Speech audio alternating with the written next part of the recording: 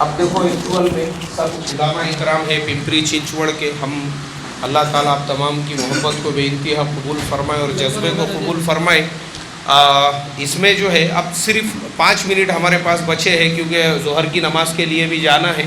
तो मैं गंगाधर सोनवने सर से रिक्वेस्ट करता हूं कि वो भी हमारे समक्ष कुछ अपनी बातें रखें। सगळ्यांना मराठीत बोलायला चालेल? काय काय बोला।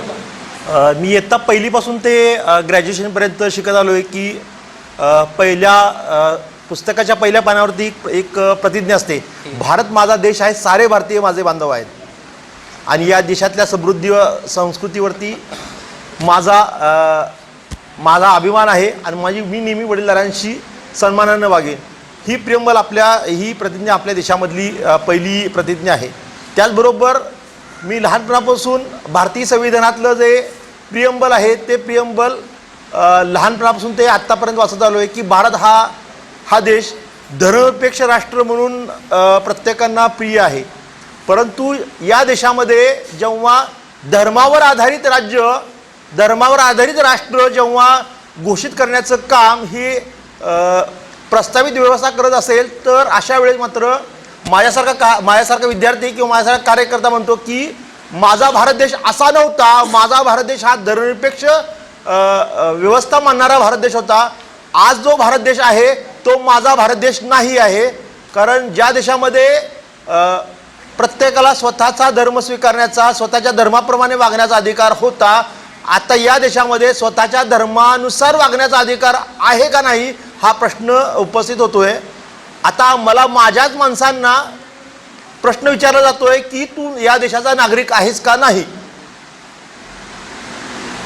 मी ज्यांच्याकडे रमजानच्या महिन्यामध्ये सुरखुमा प्यायला जातो, ज्यांच्याकडे गुलगुले खायला जातो, ज्यांना वर्षानुवर्ष पाहिलं आहे, ज्यांच्या अंगखांद्यावरती मी खेळलेलो आहे, अशाच माझ्या भावंडांना विचारलं जातं की बाबा रे तू या देशाचा नागरिक आहेस का। म्हणजे ज्या शेजाऱ्यांना माझ्या दादा परदादांनी आपल्या एका छोट्या भावाप्रमाणे एकमेकांनी मदत केली आहे, आम्ही कधी संकटात होतो तर ते लोक आमच्याशी अत्यंत सद्भावपूर्ण पद्धतीनं आम्हाला सहभागी व्हायचे, आम्ही त्यांच्यात व्हायचो। हा जो भाईचारा आहे या भाईचाराला कुठेतरी कॅब किंवा NRC नावाच्या कायद्याच्या अंतर्गत कुठेतरी छेद देण्याचा प्रकार आहे। देशामध्ये जी एकूण आर्थिक स्थिती आहे त्या आर्थिक स्थितीला कडे लोकांनी डोळे झाक करावी यासाठी CAB किंवा NRC सारखे कायदे शोधून काढलेले आहेत। देशामध्ये वाढती रोजगारी, देशामध्ये वाढलेला अनाधुंदी कारभार, देशामध्ये वाढत चाललेला भ्रष्टाचार, त्याचबरोबर या सगळ्या गोष्टींना पांघरून कसं घालता येईल, जागतिक पातळीवरती ज्या पद्धतीने देशाची आर्थिक व्यवस्था कोलमडलेली आहे हे झाकायचं असेल तर काय केलं पाहिजे, यासाठी ज्या पद्धतीनं या देशावरती तोडानी फोडा या राज्य करा या नीतीचा ज्या पद्धतीने इंग्रजांनी उपयोग केला त्याच पद्धतीनं ही सध्याची जी रुलिंग पार्टी आहे ते देशातल्या सर्व समाज बांधवांना पोळाने राज्य करा ही नीती अवलंबत आहे। तरी मला सगळ्या माझ्या बांधवांना मी विनंती करतोय की आपल्यामधली जो भाईचारे आहे, आपल्यामधला जो सद्भावपणा आहे, हा सद्भावपणा आपल्याला टिकवला पाहिजे, यासाठी सगळ्यांनी एकत्र येण्याची गरज आहे। पण हे करत असताना कॅब असेल किंवा NRC असेल या सगळ्यांना विरोध करायचा असताना आपण कधीही लॉ अँड ऑर्डर मोडणार नाहीत याची आपल्याला काळजी घ्यावी लागणार आहे। जर ज्या दिवशी आपण लॉ अँड ऑर्डर मोडू त्या दिवशी मोडण्याची शक्यता होईल किंवा असे काही घटना होतील याच्यामध्ये हे रुलिंग पार्टी आपल्याला अडकवण्याची शक्यता आहे। म्हणून आपल्याला सांगायचं आहे की यांना विरोध करायचा आहे, यांना कायद्याच्या चौकटीत सद्भावपूर्ण पद्धतीनं आणि आपल्याकडली जी साखळी आहे, मानवी जी साखळी आहे, या पद्धतीनं याविषयी कॅब आणि NRC विषयी जास्तीत जास्त जनआंदोलनाच्या माध्यमातून या कायद्याविषयी आपल्याला जन आंदोलन उभारलं पाहिजे।